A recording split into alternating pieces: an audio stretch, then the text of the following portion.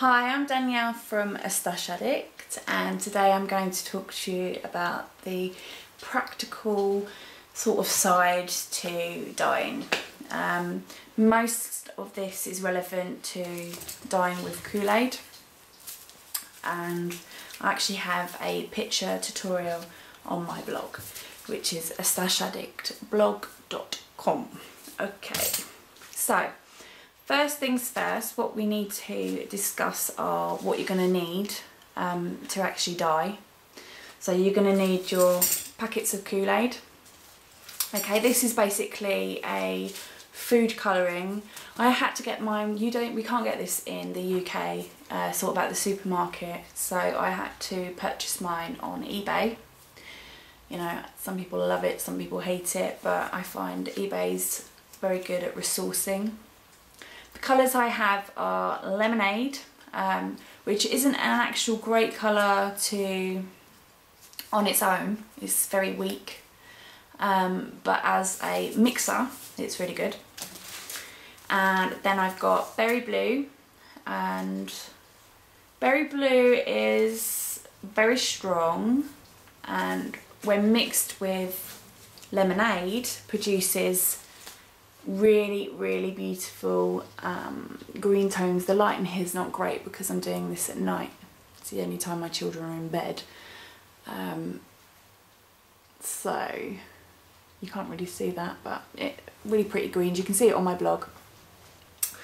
Now the other colours that I use are Tropical Punch. Now the Tropical Punch is that red, awesome red colour you can see there.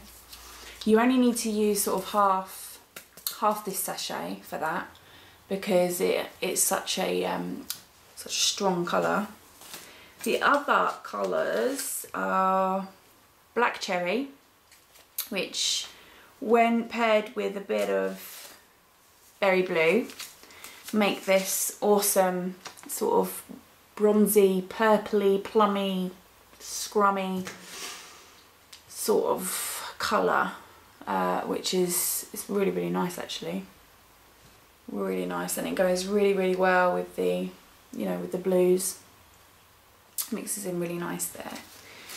I think that's actually the only colours that I have in my stash at the moment, but there's loads and loads of different colours, but they're the only colours I have in my stash at the moment. Okay, so you've got your Kool-Aid. Now everyone on my blog and via Instagram is saying, you know, wow, how did I get such vivid colours using Kool-Aid? Now the key is dilution. Okay, you don't want to over dilute your Kool-Aid because it's just gonna make it really watery. So what I did is one sachet, apart from obviously the red, I did half, in a 100ml jar.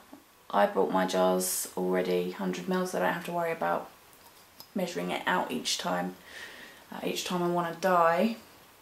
I mean that is quite a small amount. When you've got a lot of colours it's okay, but obviously if you wanted to do a whole skin blue, for example, then that's not going to get you very far. So you'd have to up it. This is a 2ml bottle. So I would put 2 sachets in that if you want if you want a really nice strong colour. Otherwise, the less you put in, the less it's going to be.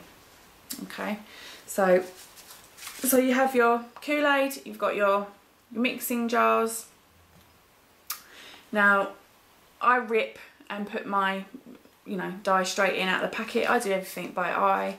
So when I'm mixing the lemonade with the blue, I literally just use a whole sachet of lemonade and half a sachet of blue, and I do it by eye. So it's, you know, it could be more, it could be less, I don't know. If you want to be sort of, I don't know, if you want to document it and make sure that you're doing it right, then you could use measuring spoons, which are really cool because they've already got the measurements on them, which is why they're called measuring spoons. And if you're if you're keeping records like I do when I'm dyeing sort of my rainbows and stuff like that, then they're good for telling me, how much of what dye I've used where. So so they're worth. I got mine from Tesco's, so they weren't expensive. Next up is sticks. Now I've got some candy floss sticks. You can use chopsticks would be quite good because you can get them from sort of charity shops and, you know, car boots and things like that, thrift shops. But yeah, anything really. I mean, even a pen, you know, anything that you can stir with, they're quite good. You can use wooden spoons. You can tell I haven't used mine yet because otherwise that would be, because wood's quite porous, that would be absolutely stained to bits. And then tongs. Tongs are very useful if you're dyeing, you know, you're revolving, or if you don't know what revolving is, you know, fibre in its raw form, not spun. So yeah, they're really good. You can use metal ones as well. I've got wood, just because, you know, it's what I found at the time. Nothing over preference really. Right, what else is there? When you're setting up your dye area, make sure that if you've got sort of wooden tops, wooden floors, you know, and yourself, make sure that you prepare your area well, because if you get dye on the floor or if you get dye on your kitchen worktops, if it's a porous surface, it's not going to come out.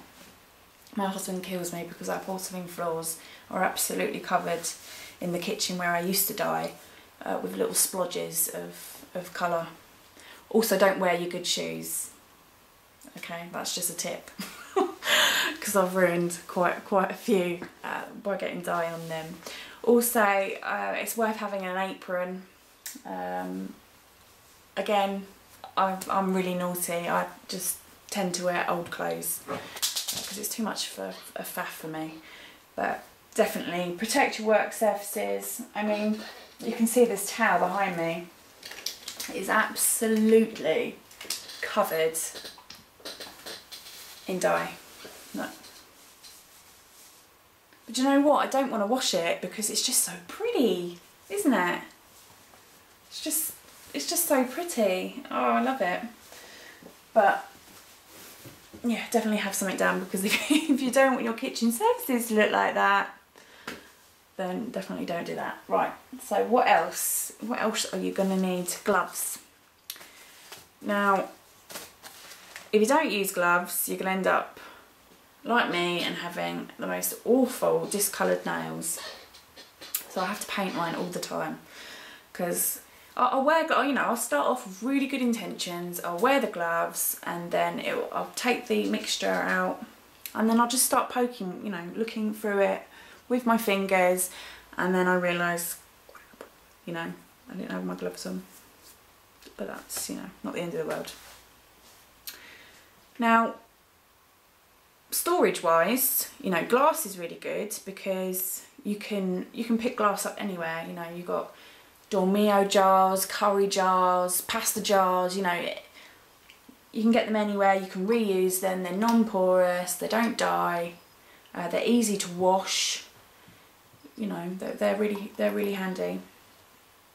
You can use plastic squeegee bottles like mine. I got these off of eBay under tattoo bottles. I think I searched, or something like that. The only downfall, obviously, with plastic is it is porous, so it does discolour, and the colours, I tend to stay with sort of the colours that I'm using in the same bottle. Not that it affects the sort of dyes that you put in it, but just because I can tell by eye then sort of what colours I'm using. I do have bigger bottles than that actually. That's 2 ml. I think I've got 500 ml bottles as well, which I think you can see behind me on my shelf there.